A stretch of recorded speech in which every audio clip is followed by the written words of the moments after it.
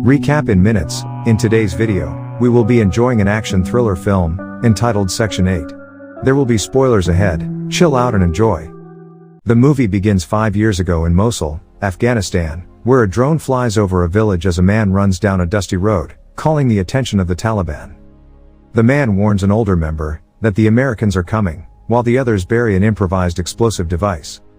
Soon, the American troops arrive, and begin to scout the area, as the town immediately becomes deserted. Oblivious that the enemy is hiding inside the houses, Pretty Boy, the squad leader, pushes forward, and finds a suspicious man preparing a bomb. Thus, they immediately surround him. Jake, who thinks they are taking too long, aggressively orders the man to drop the weapon. They threaten to shoot him, if he fails to comply. Unwilling to follow them, he becomes agitated and pulls out a gun, which forces the troops to shoot him. A few moments later, Colonel Tom Mason, their commanding officer, asks about the situation over the radio. Jake informs him that there is a dead informant, where an emplacement was set up for them. He then asks permission to disarm it, but Mason opposes it. Still, he chooses to do it and successfully disarms the bomb. Soon after, the second bomb goes off, killing everyone but Jake. The Taliban ambushes them and shoot from all directions. Jake gets up and runs from the scene, as Mason covers for him. He then fights back and comes to Mason's aid. When he reaches Mason, an enemy sneaks up behind, but luckily Mason saves his life. In the present day, the confident soldier is now an anxious civilian. Jake is integrated back into America, but struggles with the memories of war. He has PTSD, and is taking medicine to combat it. He also tries to live a normal life, by working at Earl's auto shop in Riverside, California. Later that day, Jake comes home and spends time with his family. Their bright mood immediately changes when his wife, Ashton, shows him a pile of bills on the counter. She worries about how they will get by, but he assures her, they will get through it like they always do. He then shifts the mood, by playfully taking a piece of chicken before running away. The next day, Jake goes to work and encounters a conflict with Mexican gangsters, to whom Earl owes money. It soon escalates into a physical fight, as Fresh, the gang's leader, orders his men to beat him up. Jake quickly and skillfully attacks them, but before he can target Fresh, he threatens him with a gun. Fresh threatens to meet him again, and then leaves. After the incident, Jake confronts Earl about the danger he got himself into. Earl shares that he used to be one of them, but is fortunate enough to leave that life, and now has a home he calls his own. Jake worries about his family's safety, but Earl assures him that he will protect their neighborhood at all costs. But later that night, tragedy hits Jake, as Fresh shows up and tells him it's payback time. In a panic, he rushes inside the house, and finds his family dead. He screams in anguish, and mourns for his sudden loss. A few moments later, the police arrive at the scene and try to speak with Jake. But he loses his senses, as he rushes to his car and frantically searches for Fresh. Not long after, he sees Fresh's car parked outside a club, where he plans to catch him to avenge his family. Without remorse, he shoots the gang, and when he is about to kill Fresh, Fresh explains that he has no choice but to do it, but his words do not shake Jake's resolve, and instantly kills him. 5 months later, Jake is serving time in prison for his crime. He is severely affected by the death of his family, and remains haunted by his past. Mason then visits him and offers to help him out on his case, but he insists that he belongs in prison after what he's done. Mason tries to comfort him, but his words are meaningless as Jake explains that he killed them without remorse, and would still do it again if he had to. He then ends their conversation, by telling Mason never to come back. After that, he receives an unexpected visitor named Ramsey, who runs a private task force. Jake quickly dismisses him, before he gets the chance to explain himself. That night, masked men invade his cell and kidnap him. Moments later, Ramsey reveals himself and his men responsible for taking him.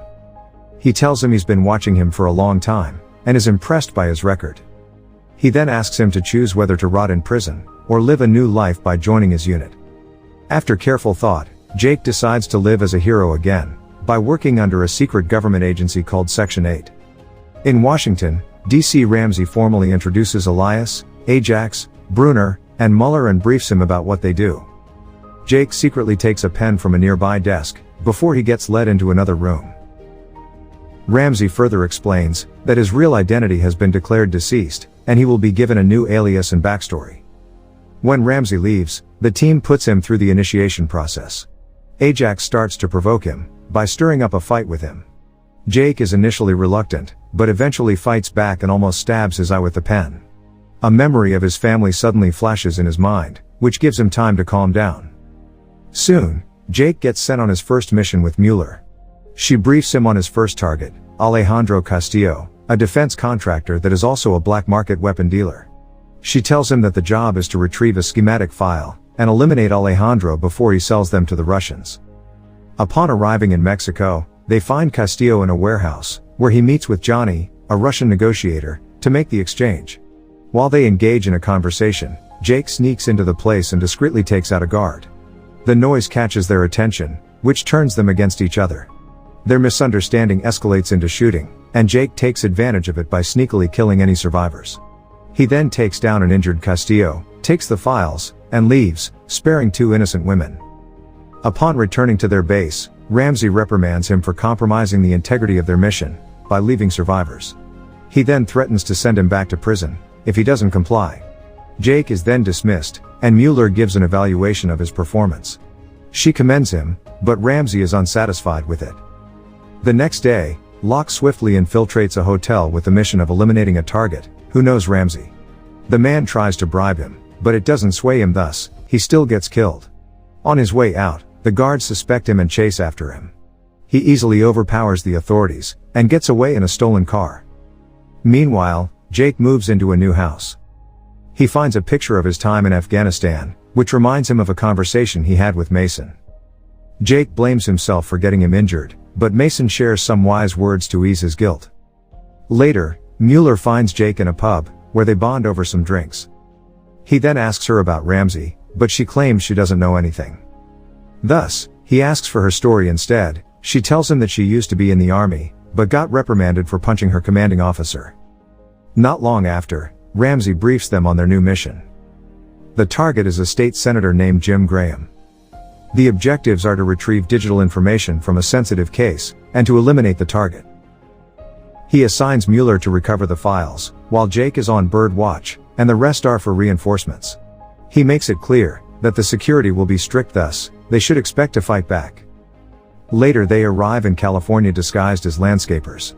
Mueller takes down the guards in the room, but inevitably alarms the security, which compromises the mission. With their cover blown, Jake chases after Graham, while Mueller takes care of the files. Jake eventually corners Graham, but hesitates when he reasons he has a family. Unfortunately, Ajax catches up to them, and immediately eliminates Graham. That night, Jake is affected by the words of Graham, and can't help but remember his wife. But because of his hesitation, he is now a target of Section 8. Masked men invade his home to hunt him down, but luckily, he escapes. He then goes to see Mason, and they talk about Section 8. Mason clarifies that if he is their fugitive, then he is in serious trouble, thus, Jake asks for his help to lend him money and a gun to escape. Upon returning to Riverside, Jake finds out from his son's best friend, that before his family's murder, Fresh was seen with people in suits. But before he can get any more information, Locke intervenes to kill him. Jake narrowly escapes, as Locke shoots every person in his way, including the authorities. Locke then calls Ramsey, and tells him that he lost Jake. But Ramsey provokes him, which challenges him more to find Jake. That same day, the Section 8 unit finds Jake at Earl's shop. Jake fiercely fights for his life against Elias and Brunner, and successfully takes them down. However, Ajax is a strong opponent, as he almost gets the upper hand. Jake almost gets stabbed. Luckily, Mueller arrives and shoots Ajax dead. After the fight, Earl hands Jake the keys to a car, and tells him to leave before the police arrive. In the car, Mueller and Jake argue about not trusting each other. He then asks Ramsey's whereabouts, to end it once and for all. They go to Montana, where Ramsey is supposed to meet with some congressmen. The two try to sneak into the cabin, but Jake gets knocked out. Eventually, he wakes up bound to a chair, with Ramsey in front of him, and Mueller beside him. Ramsey reveals that this was all a trap, and that they prepared a surprise for him. The door opens as Tom enters the room. Jake is confused by his sudden appearance, but his questions are soon answered, as they reveal they are responsible for killing his family. Since they see his family as a waste of his talent. After giving Ramsey the money, Tom excuses himself, while Mueller checks the money. He then sneaks back to the room and frees Jake. He tells him the truth, that he was contracted to take down Section 8. The alarm then goes off, alerting Ramsey's men. Despite being outnumbered, the strong duo quickly overthrows them. Once they cornered Ramsey, Jake makes it clear to them that he wants to see him die. Ramsey then tries to deceive him by turning him against Tom, but he doesn't buy it. As Muller sneaks up to shoot Jake, Tom takes a bullet for him and dies. Taking the chance, Ramsey flees while Muller takes down Jake. From the start, she seems to get the upper hand, but after a brief struggle, Jake quickly turns the odds in his favor, instantly killing her. He then chases after Ramsey, where Ramsey eventually crashes into an oncoming car. Jake walks over to the wreck, where an injured Ramsey insults him for hesitating. Before he can finish talking, Jake shoots him. Jake then meets with Attorney General Savoy, where Savoy offers him a job and a clean slate. He also tells him that Tom worked for them, but Jake declines the offer, saying that he has nothing left to fight for. Savoy understands but offers him his card anyway. Jake then goes home to his house, where Locke waits for him. He intends to finish the job even without Ramsey, thus, they get into an intense fight. Although Locke initially gets the upper hand, Jake eventually gets the gun and eliminates Locke. The movie ends with Jake sending a voice message to Earl, thanking him for saving his life just as his father saved him. The message ends with Earl being emotional and Jake riding a bus, where he calls Savoy, who welcomes him to Section 9. Thanks for watching, subscribe for more videos like this, and help the channel grow.